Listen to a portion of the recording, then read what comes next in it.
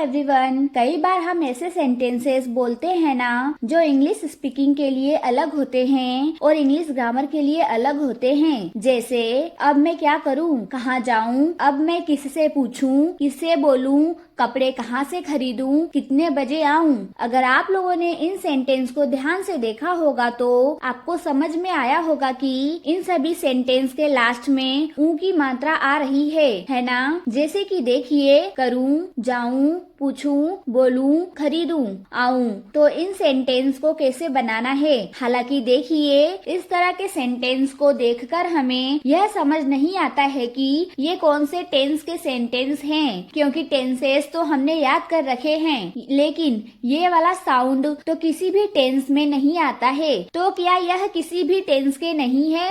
जी बिल्कुल, यह किसी भी टेंस के नहीं होते हैं। तो यह कौन से स्ट्रक्चर हैं, कौन से सेंटेंस है, इन्हें कैसे बनाया जाता है, चलिए सीखते हैं। आज की क्लास में मैं आप लोगों को एक ही सेंटेंस के दो स्ट्रक्चर बताने वाली हूँ। सबसे पहले मैं आपको वो स्ट्रक्चर बताऊंगी जो सिर्फ और सिर्फ स्पोकन इंग्लिश के लिए सही होते हैं। ये स्ट्रक्चर ग्रामर के अकॉर्डिंग सही नहीं होते हैं, ये इनकम्प्लीट माने जाते हैं, ठीक है। और दूसरा स्ट्रक्चर मैं आपको वो बताऊंगी जो ग्रामर के अकॉर्डिंग करेक्ट होते हैं। अगर आप कैजुअली बातचीत करना चाहते हैं, मतलब स्पोकन इंग्लिश के लिए यूज करना चाहते हैं, तो पहला वाला स्ट्रक्चर यूज करेंगे। और थोड़ी सी फॉर्मल इंग्लिश बोलनी है, मतलब ग्रामर के अकॉर्डिंग बिल्कुल करेक्ट इंग्लिश बोलनी है, तो सेकंड वाला स्ट्रक्चर यूज करेंगे। ओके, तो देखिए, जब भी आपके क्वेश्चन में क्या वर्ड आएगा, जैसे अब मैं क्या करूं, क्या खाऊं, क्या पहनूं, क्या खरीदूं, तो इस तरह के सेंटेंस को बनाने के लिए हमारे पास दो स्ट्रक्चर होते हैं।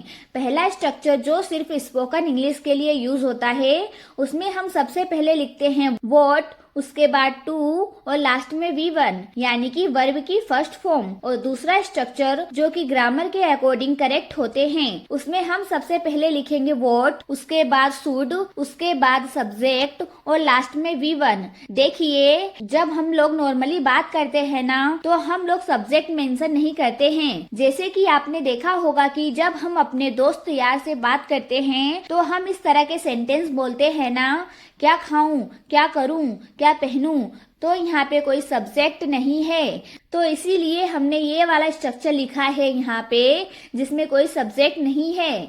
सब्जेक्ट क्यों नहीं है? क्योंकि स्पोकन के लिए यूज कर रहे हैं, तो स्पोकन के लिए यूज कर रहे हैं तो बिना सब्जेक्ट के भी सेंटेंस बोल सकते हैं। और वहीं पे सेकंड वाले स्ट्रक्चर में देखिए, सब्जेक्ट और शुड दोनों लिखा गया है। ऐसा क्यों? जब हम ऐसा बोल रहे हैं ना कि अब मैं क्या करूं, इसका मतलब है कि हम किसी से एडवाइस लेना चाहते हैं ना कि अब मैं क्या करूं, तो इसीलिए यहाँ पे शुड आया है। और शुड आया है तो सब्जेक्ट भी आएगा, क्योंकि शुड के साथ सब्जेक्ट भी लिखना इम्पोर्टेंट होता है। जैसे कि एग्जाम्पल देखिए, अब मैं क्या करूं, तो इस सेंटेंस को हम दो तरीके से बोल सकते हैं। पहले तो हम बिना सब्जेक्ट के सेंटेंस को बोल सकते हैं, जैसे what to do now, और दूसरा तरीका है इसे बोलने का what should I do now।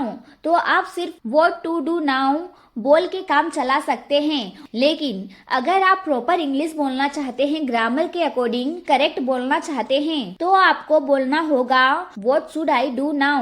Second example देखिए, अब हम क्या पढ़ें, तो इसे आप लोग बोल सकते हैं what to read now। अब यहाँ पे हम सब्जेक्ट वी मेंशन नहीं करेंगे, क्यों?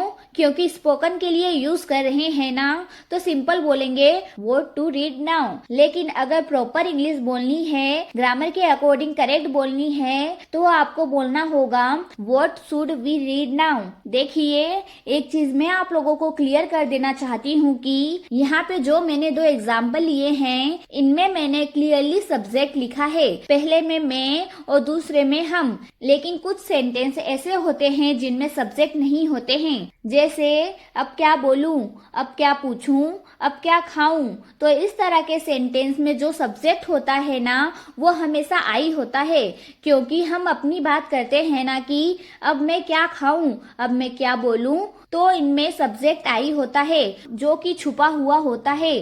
तो अगर आप लोग पहले वाले स्ट्रक्चर से सेंटेंस बना रहे हैं तो आप सिंपली बोल सकते हैं what to say now, what to ask now, what to eat now. लेकिन अगर आप दूसरे वाले स्ट्रक्चर से सेंटेंस को बनाना है तब तो आपको सब्जेक्ट को मेंशन करना होगा। तब आपको बोलना पड़ेगा व्हाट शुड आई से now, what should I ask now, what should I eat now.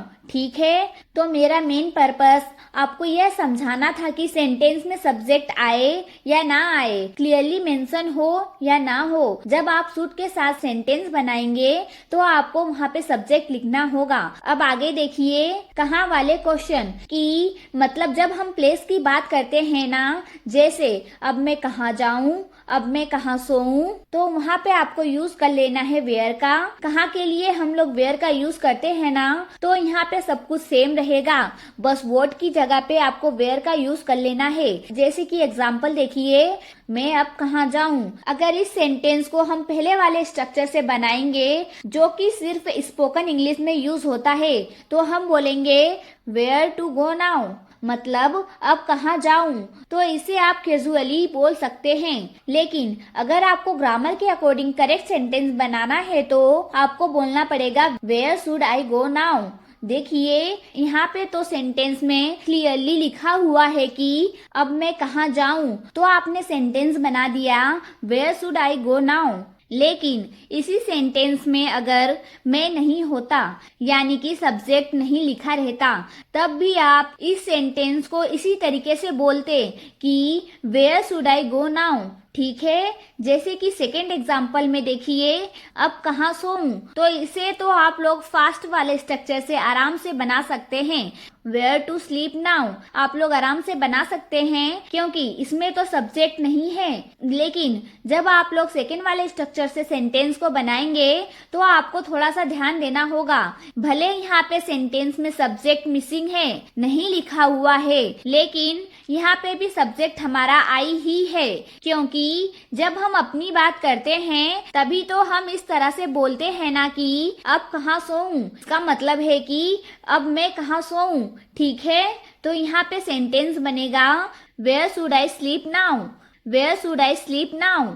आगे देखिए नेक्स्ट है किसे, मतलब जब आपके क्वेश्चन कुछ इस तरीके से होते हैं, जैसे अब मैं किसे बुलाऊं या अब मैं किसे बताऊं, अब हम किसे इनवाइट करें, तो तब आपको यूज कर लेना है whom का। किसे के लिए हम लोग whom वर्ड का यूज करते हैं। आप देख पा रहे होंगे कि हम लोग यहाँ पे सब कुछ सेम रख रहे हैं, पूरा स्ट्रक्चर हर एक में सेम ही है। हम लोग चेंज क्या कर रहे हैं, हम लोग चेंज कर रहे हैं डब्लू वर्ड, जिसके लिए जो डब्लू वर्ड यूज होता है हमें बस उसका ध्यान रखना है। जैसे कि एग्जाम्पल देखिए, अब मैं किसे बुलाऊं, सब तो आ चुके हैं, अब मैं किसे बुलाऊं। तो यहाँ पे अगर आप लोग नॉर्मली बोलना चाहते हैं तो आप सिंपली बोल सकते हैं whom to call now। लेकिन अगर आपको ग्रामर के अकॉर्डिंग बोलना है तो आप बोलिए whom should I call now। इसी तरीके से अब किसे बताऊं, मतलब सबको तो बता दिया है, अब मैं किसे बताऊं। तो अगर स्पोकन के लिए बोलना चाहते हैं तो सिंपली बोल दीजिए whom to tell now,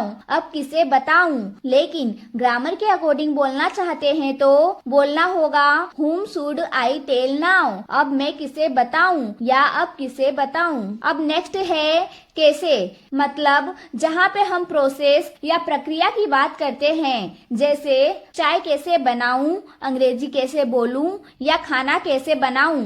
तो इस तरीके के सेंटेंस में हम लोग यूज करते हैं हाउ का। तो स्पोकन के लिए बोलेंगे तो हाउ टू V1 का यूज करेंगे, और ग्रामर के अकॉर्डिंग बोलना चाहते हैं तो हाउ शुड सब्जेक्ट और V1। जैसे कि एग्जाम्पल देखिए, अंग्रेजी कैसे बोलूं, तो इसे बोलने के दो तरीके हैं। पहला तरीका है आप बोल सकते हैं हाउ टू स्पीक इंग्लिश, जो कि हम नॉर्मली यूज भी करते हैं। लेकिन दूसरा तरीका है कि जो सेंटेंस में सब्जेक्ट छुपा हुआ है उसे भी मेंशन करना।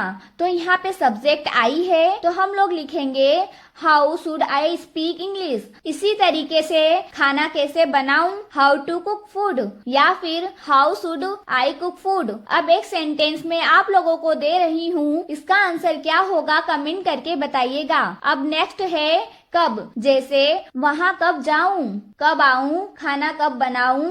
तो कब के लिए आपको यूज कर लेना है वेन का।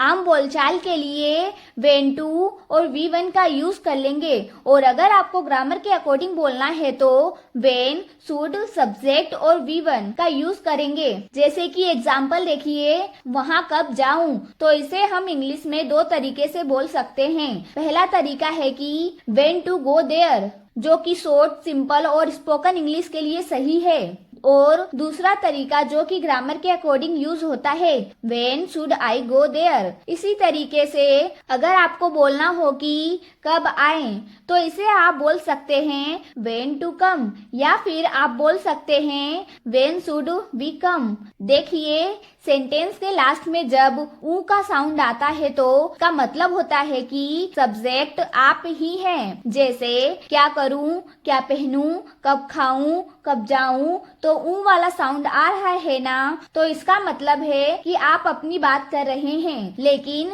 जब सेंटेंस के लास्ट में ए का साउंड आता है, जैसे क्या करें, कब आए, क्या खाएं, तो इस तरीके के सेंटेंस में हम अपनी बात नहीं करते हैं, हम हमारी बात करते हैं। तो यहाँ पे सब्जेक्ट आई नहीं होता है, वी होता है, इसीलिए यहाँ पे वी सब्जेक्ट लिखा गया है। अब आगे देखिए, नेक्स्ट है क्यों, जिसके लिए हम वर्ड यूज करते हैं वाई। जैसे कि एग्जाम्पल देखिए, वहाँ क्यों जाऊं, तो अगर आप पहले वाले स्ट्रक्चर से सेंटेंस बनाएंगे तो सेंटेंस बनेगा वाई टू गो देयर, वहाँ क्यों जाऊं। और सेकेंड वाले स्ट्रक्चर से सेंटेंस बनाएंगे तो सेंटेंस हो जाएगा why should I go there, why should I go there. इसी तरह से हम क्यों बोले, तो पहले वाले स्ट्रक्चर में तो आपको सब्जेक्ट लिखना नहीं है, तो आप सिंपली बोल सकते हैं वाई टू स्पीक, हम क्यों बोले। सेकेंड वाले स्ट्रक्चर में हम लोग सब्जेक्ट मेंशन करेंगे शुड के साथ में, तो सेंटेंस होगा why should we speak, subject we है ना, तो हमने लिखा वाई शुड वी स्पीक, हम क्यों बोले।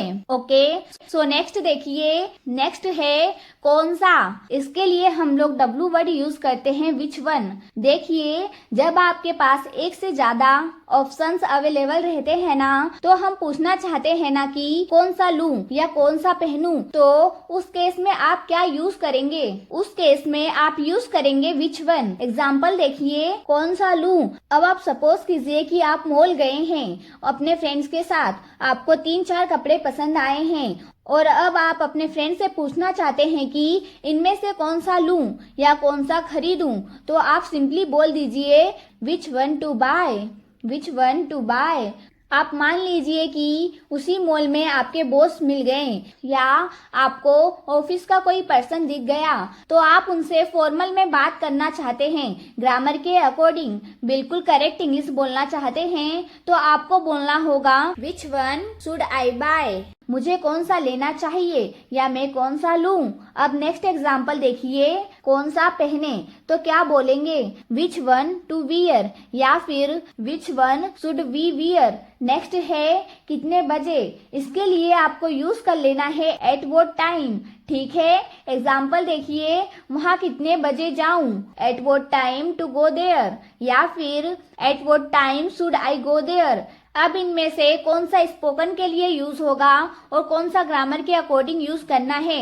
आई होप अभी तक आप लोग समझ गए होंगे कि स्पोकन के लिए बोलना है तो बिना सब्जेक्ट, बिना हेल्पिंग वर्ब वाला बोलेंगे, मतलब at what time to go there, simple. और अगर ग्रामर के अकॉर्डिंग बोलना है, प्रॉपर इंग्लिश बोलना है, तो बोलेंगे at what time should I go there, at what time should I go there. अब अगर बोलना हो कि कब आए, तो कैसे बोलेंगे at what time to come या फिर at what time should we come. अब आगे देखिए, नेक्स्ट है कहाँ से, इसके लिए हमें यूज कर लेना है फ्रॉम वेयर। जैसे कि एग्जाम्पल देखिए, कपड़े कहाँ से खरीदूं, from where to buy cloth या फिर from where should I buy cloth. So guys, I hope आप लोगों को समझ में आ रहा होगा कि what to do, what should I do, इन दोनों में फर्क क्या है। एक स्पोकन के लिए यूज होता है और एक ग्रामर के अकॉर्डिंग सही होता है। तो एक ही सेंटेंस के दो दो स्ट्रक्चर पढ़ने का यही फायदा होता है